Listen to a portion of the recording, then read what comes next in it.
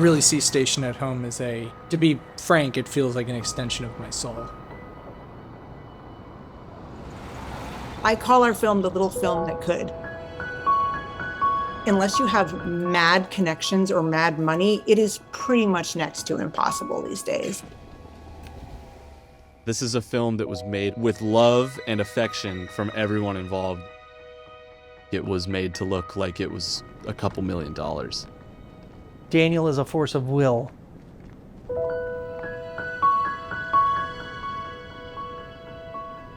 There's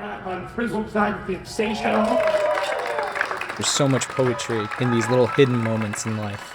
These moments between strangers can have so much magic in them. There's something profoundly hopeful about the film and about how people can come together. It's a one of one. You're surrounded by family, you're surrounded by love. You're doing something that's founded in love. Life imitating art. Life imitating art. That's the space station. Wow. I feel so blessed to be a part of this. I'm really proud of what we've all done. It was a total experience of a lifetime working on this film. It's been a long time coming, and I'm so excited that it's getting out there in the world, screening at festivals, getting distribution. Making a truly independent film these days, it's a Herculean task. Yeah. Station at Home was the most wonderful achievement of my life, and I couldn't be happier. The magic of the story is really just bringing all these strangers together, and I love that no one in it is related, but it feels like everyone's family. You from around here? You have this sort of found family feel to it. I think it's so important to have family, but sometimes it's really important to find a family too. I think we go through life always trying to get from point A to point B. We'll do it again. And this city just felt very beautiful and quiet. And up until this moment, have been dreaming to show the world this film. I'm so excited that we are. Daniel and I have known each other for a long time. He told me just a couple things. He sent me the script. He said, here's this jazz music. Listen to that while you're reading the script. And he said, it's going to be in black and white. Black and white, for me, actually allows the audience to expand the world, not contract it, because they get to put into that world what they see in their imagination, what this world looks like for them. So I was on a bus going from New York City to Ithaca, New York, and we stopped in Binghamton. I was listening to the song Dusk by Duke Ellington. It was winter. I stepped out, stretched my legs. I saw this really big building. It looked like an abandoned train station. There was something about that city that really drew me to this feeling of nostalgia, this feeling of being somewhere in the universe. It just felt like there was a story there. Daniel was coming up to visit our creative community in Ithaca. He came in my kitchen, this very kitchen, was walking around like, I have this film. And then he went downstairs into the studio, and basically we didn't see him for a while. And so I imagined one of my friends who I've worked with a lot, Eric Bjarnar, driving a cab. I actually was a cab driver. I worked as a cab driver for a few years. I've worked with Daniel on a number of other films, and we've gotten to be good friends. There's something about having so many people who care and love each other on set, and it being run by someone who cares so deeply and fiercely for the process and for the actors that makes it really easy to play make-believe. Working with the actors was a real joy for me. I wrote the film for most of the actors. I see them as muses of mine, and I was just really inspired by them as actors, first and foremost, but as people, and my amazing former acting teacher, Eliza. Here we have Actors Workshop with the alumni. It was powerful on set because now we have this innate shared language. We all had this familiarity with each other that allowed us to play and have fun on set while also knowing that we're going to get the thing done. There's really like a binding fiber throughout. As a teacher, walking on set and seeing these people who I had trained one after another come up to me and say hi and give me a hug and realize that this person who had been in my studio created this magical thing, this magical, incredible world, and then brought all of these people into this magical world with him. It was an incredibly moving moment for me. I hit the jackpot with these actors. I don't know if there's a higher honor than for writers and directors and visionaries to say, hey, I'm actually writing a piece with you in mind. you're in this thing. Daniel was shooting the film as an editor. While he has a very specific view of how he wanted it to feel and look, he was able to allow the actors to have a sort of freedom in how it was portrayed. He's just a really good director. Another actor I felt so fortunate to work with was Jamie Donnelly, also known as Jan from the original Grease, and she just lit up the screen. What? I was going to be sharing the screen with such a legend, and I wanted to make sure everything was perfect. Doesn't get any better than this. I've been doing it for 60 years. I felt like I was completely transported to another dimension, another time. The first moment I was on set, I opened the door to the ballroom, and there are all these people in the ballroom in these incredible costumes. And so I started walking into the space, and it was so magical and amazing. I felt like I was in a fully different plane of existence. I knew I was walking into a world of visual haiku. This is poetry. This is poetry. I couldn't have been more thrilled to be a part of it, just reading and watching all the imagery lift off the page. Each of these people are trying to find a connection, either with themselves or with others, and with the world that they live in. The movie follows Ralph, this cab driver who's waiting to see the pass of the International Space Station in 1998.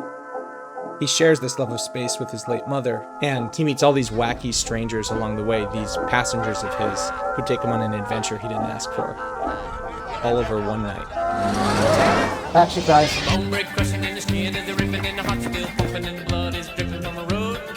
I'm just so impressed by our amazing cast and crew and how their spirits were never battered during this intense shoot. We had some extreme temperatures. Binghamton in mid-February is no joke. The weather during shooting of Station at Home was cold. It was very cold. Wow, it was very cold. It was very cold. Was freezing my ass off. 23 below zero and wind chill. Batteries would die really fast.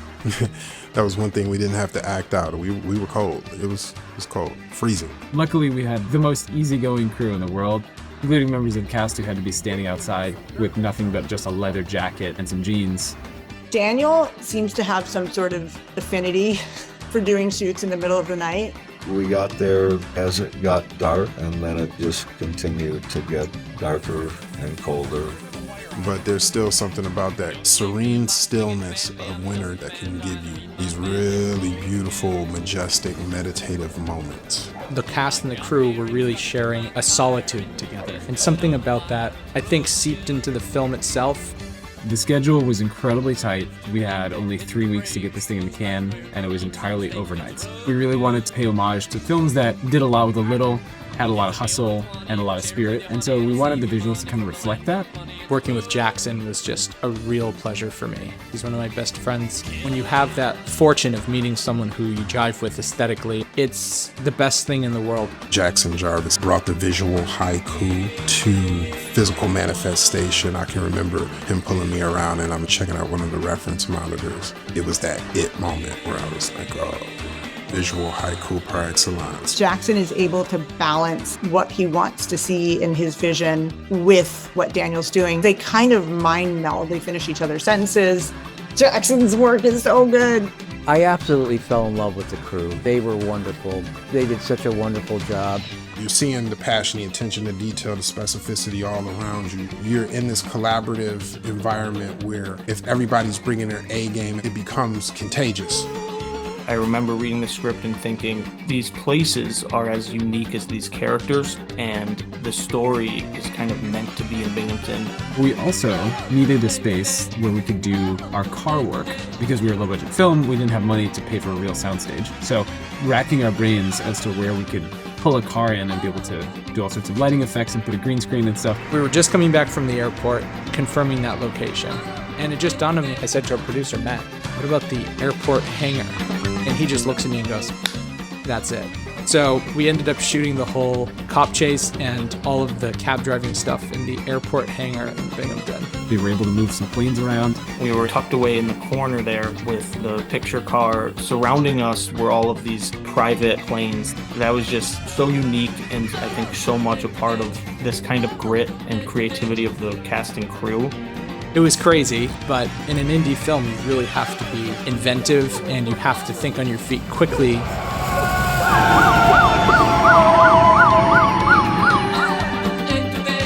Jackson actually took on the green screen work and absolutely nailed it.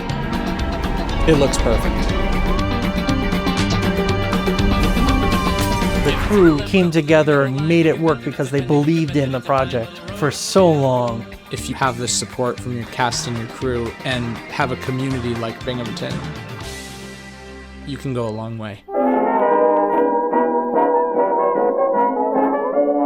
We had our world premiere at the Glasgow Film Festival. That was such a wonderful time. I still remember when Daniel called me and told me we got into Glasgow, because getting into a festival like that without connections is really, really hard. Next to impossible. The festival circuit just really taught me, and hopefully everybody behind this project, you do things from a love foundation, the hope, the dreams, the tears, the everything you put into it. Let those wings do their work. And I'm a witness to that now. Watching the audience and seeing the way they reacted, it really made me feel like this is a film that people need right now. We live everyday lives in a way that is so mundane and yet so magical at the same time. We're giving the audience credit to sit with the story.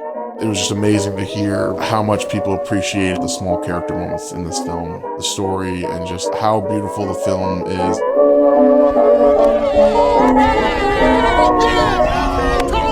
It's a story of hope. It really is. Station at Home is getting distribution, and I'm right here talking on a BTS video. It's such a great feeling. I'm really excited for people to be able to watch Station at Home whenever they want. So excited for people to see this film because it is such a special film for me, so close to my heart. We gave it everything we had, and we slammed our hearts into it. Heart, soul, sweat, tears. This film has really been life-changing for me. It's changed what I see as possible. Daniel made it happen through force of will. Station at Home was just a wonderful time. Very proud of it. Looking forward to seeing it live. Daniel Masciari, with his story and through this world that was created, was able to open up a new dimension, open up a new space. This is something no one's ever seen before. This is definitely a piece of really good cinematic times to come. Okay. I love that.